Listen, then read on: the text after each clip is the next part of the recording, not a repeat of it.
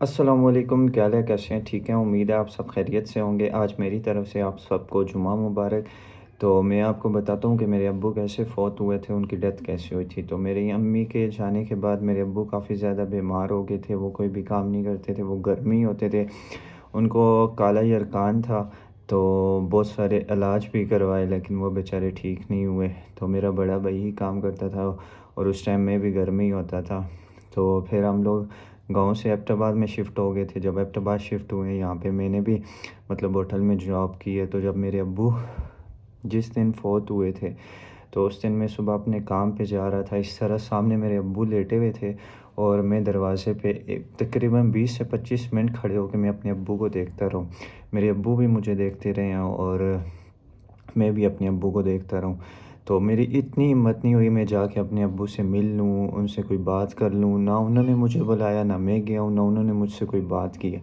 تو تقریباً دن کا ٹائم تھا، میں کام پر تھا، تو مجھے 3 بجے کال آئی ہے کہ آپ کے ابو فوت ہو گئے ہیں۔ تو قسم اٹھاتا ہوں کہ اس ٹائم سمجھ نہیں آ رہی تھی کہ جب آپ کے ماں باپ اس طرح آپ کے ہوش و آواز میں چلے جائیں تو اس حالات کا کیا حال ہوتا ہے۔ تو جب مجھے کال آئی ہے میں نے یہ سن کر آیا ہوں، میرے یہاں ایبٹ آباد ہم رینٹ پہ ہی رہتے تھے، پھر اپنے گاؤں اپنے ابو کا جنازہ لے کے گئے۔ تو اس جنازے کی حالت میں میرے ایک سگے چاچو ہیں، میں نام نہیں لینا چاہتا، تو انہوں نے مجھ سے پوچھا تھا کہ تمہارے پاس کچھ پیسے ہیں، پیسے جوڑے ہوئے ہیں کہ اب تمہارا باپ فوت ہوا ہے اور یہ۔ تو میں نے ان کو آگے سے یہی کہا کہ ہاں میرے پاس ہیں، میں نام نہیں لینا چاہتا، میں اسی لیے کہتا ہوں کہ دیکھیں مشکل ٹائم میں اور مشکل وقت میں اللہ کے سوا آپ کا کوئی بھی نہیں ہوتا، اور خاص کر اپنے تو کبھی بھی نہیں ہوتے۔ تو ہم لوگوں نے کافی زیادہ مشکلیں دیکھی ہیں، کافی زیادہ لوگوں کی باتیں صحیح ہیں۔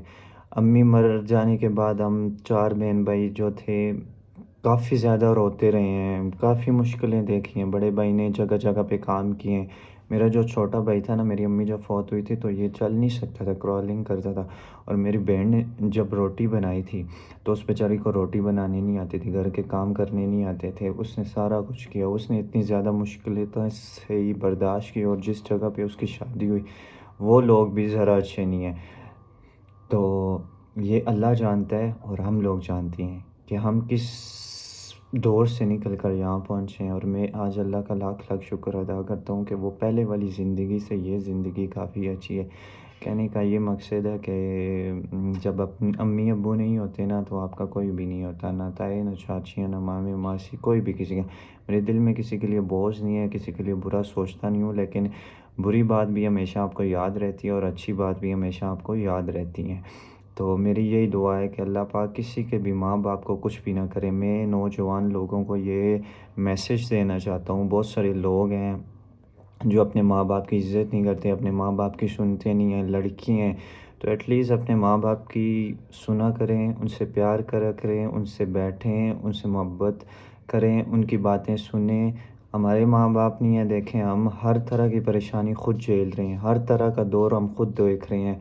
غمی آتی ہے، خوشی آتی ہے، ہم خود برداشت کرتے ہیں، ایون کہ عید آتی ہے ہمیں گلے لگانے والا کوئی نہیں ہوتا۔